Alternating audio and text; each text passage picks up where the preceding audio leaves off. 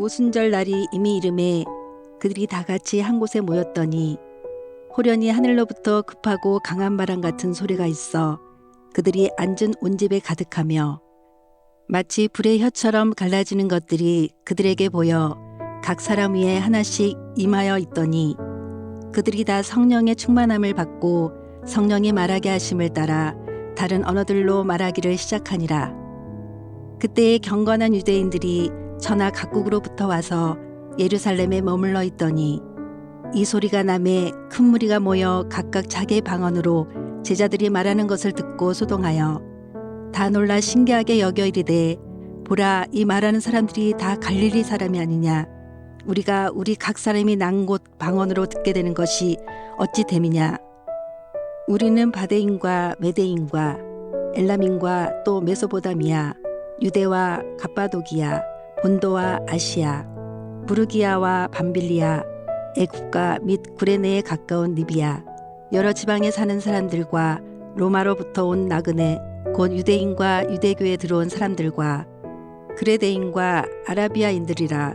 우리가 다 우리의 갓 언어로 하나님의 큰 일을 말함을 듣는도다 하고 다 놀라며 당황하여 서로 이르되 이 어찌 된 일이냐 하며 또 어떤 이들은 조롱하여 이르되 그들이 세술에 취하였다 하더라. 2023년 6월 20일 화요일 새벽 큐티 시간입니다. 하나님의 은혜와 사랑이 함께 하시는 하루 되시기를 소망합니다. 우리 남서울 비전 교회의 2023년 표어가 무엇인지 아시나요? 전하고 살리는 교회입니다. 복음을 전하고 영혼을 살리는 교회예요.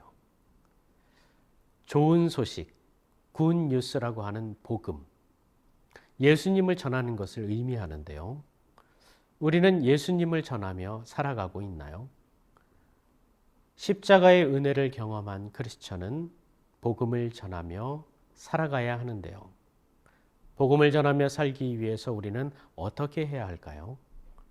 말씀을 통해 알아보며 은혜를 나누겠습니다. 예수님은 십자가에 돌아가시고 부활하신 후에 40일간 이 땅에 계시다가 승천하셨습니다. 예수님의 승천을 목격한 사람들은 그날부터 함께 모여 기도하기 시작합니다.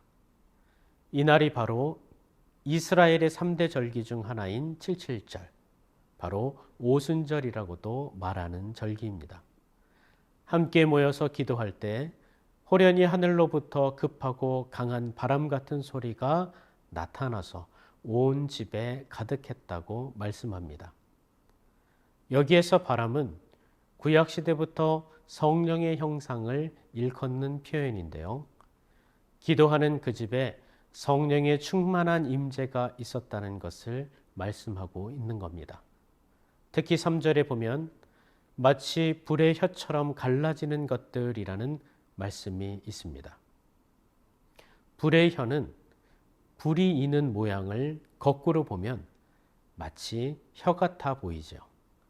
이것을 혀와 같이 형상화한 겁니다. 그래서 불의 혀라는 표현을 하고 있는 거예요.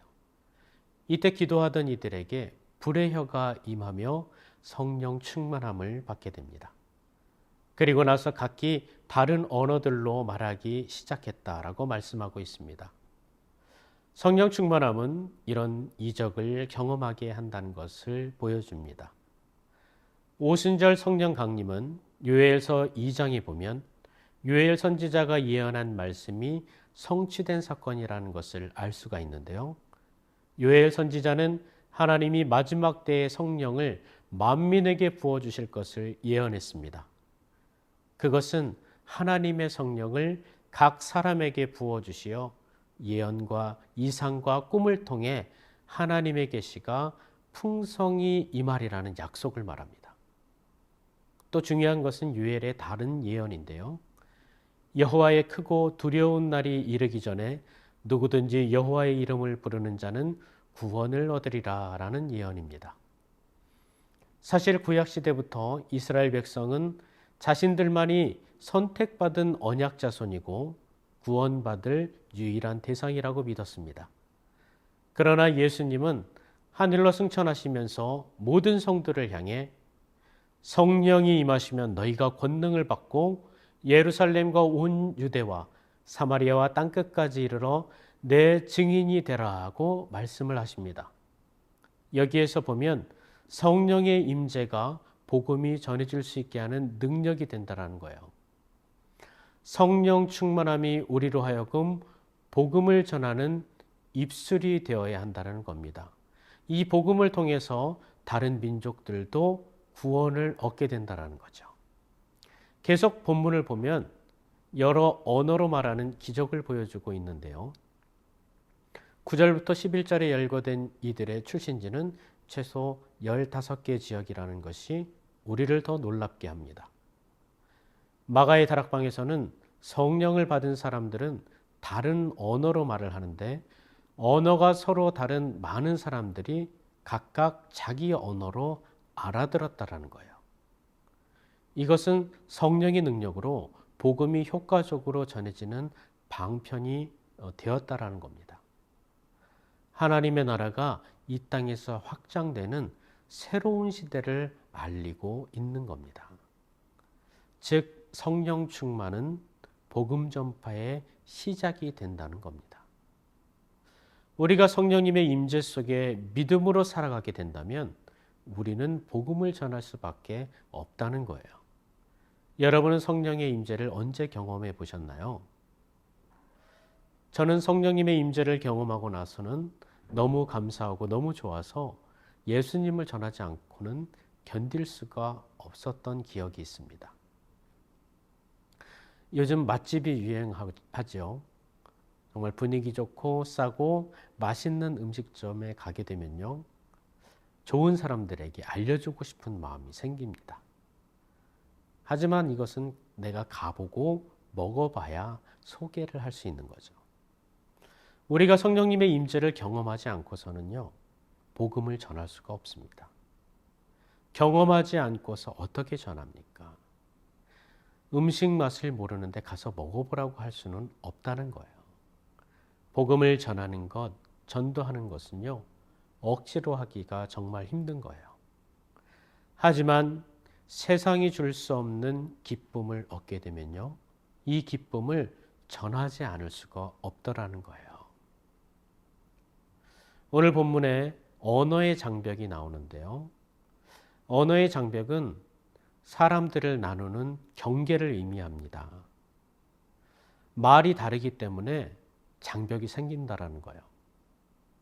그런데 성령의 능력은 이 장벽을 뛰어넘을 수 있다는 것을 우리에게 보여주고 있습니다. 우리의 사명은 이 장벽을 넘어 복음의 능력으로 예수님을 주님으로 영접하게 하는 것입니다. 어떤 이들은 진지하게 복음을 들을 것이고 어떤 이들은 마음의 문을 닫을지 모릅니다. 하지만 사도들이 담대하게 복음을 전했듯이 우리 역시 동일한 사역을 감당해야 하는 줄 믿습니다. 오늘 이러한 복음의 열정이 다시 한번 성령 충만함으로 회복되기를 원합니다. 그래서 주님의 복음을 전하는 우리 모두가 되시기를 간절히 축원합니다.